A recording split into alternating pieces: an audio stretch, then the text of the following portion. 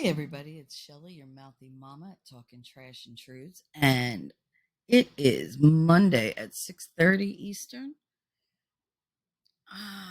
July 24th, and I just finished day 1 of the Schabusiness trial. I watched Nick Rekieta's stream, I watched Joe Neerman's stream, I watched the expert stream, and I even caught some of Legal Vice's. And wow, if you haven't looked into it, I highly recommend that you do, because you're never going to see a trial this. I don't even have words. So let's see. So far, what they've presented is that this woman from Wisconsin, um, she apparently was with the gentleman in his house, her boyfriend in his mother's house, I believe, and they were doing drugs. They're not saying what kind. I think they were trying to blame it on like weed or whatever. Like, no, you don't. The last thing you want to do is something really involved when you smoke weed. You want to sit there and look at the wall and be like, "Cool, can we watch cartoons and eat pizza? Awesome. Any Cheetos?" Like that's you on weed. You're not trying to do like lurid sex acts and then chopping people up. And you're really not doing it well, I can tell you that, if you are.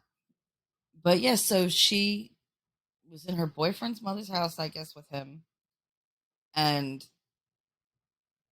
he wound up in a choke collar, and apparently he likes that kind of thing. She likes that kind of thing, and they're saying that she must have like pulled it really really hard because he basically asphyxiated. She strangled him to death, and then once he was dead, she pegged him. So now he's not alive anymore. She pegged him, I believe, with a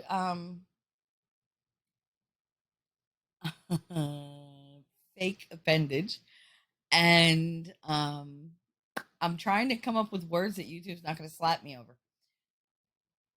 And then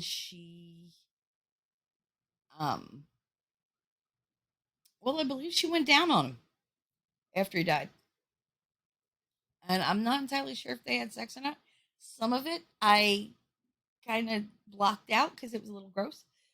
Some of it I was doing other stuff and I couldn't pay attention, so I plan to rewatch some of it. But it's a very interesting trial. I highly recommend you guys watch it, or at least tune in for clips and stuff, because there are things that happened in this trial so far, and it's only day 1, that I've never seen. I like she's just sitting there bored out of her mind. The rest of your life is on the line, and you're just like, meh. So either she's highly sedated, or she really just has not one shit left to give. And she keeps giving her lawyer these weird side eye looks, like she wants to eat his face off. Oh, but here's a wonderful piece. There was a body part. So she chopped him up, right?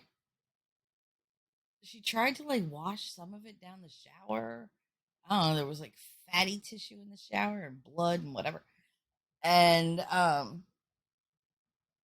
she put a piece of him in an empty crock pot box. So of course, when we were watching the thing, we were all, oh, yeah, with the jokes. Because dark humor is how we cope. And I was making jokes like, the tag on his dog collar said, uh, cook for 8 hours on low. Because, they hadn't said crock pot box. We had heard crock pot. We're like, she put him in the crock pot? Oh my God, was she going to cook him? So those jokes all started. And then we had the pegging jokes that, I enjoyed making, because those never get old. Sorry. It was just a lot of joking around.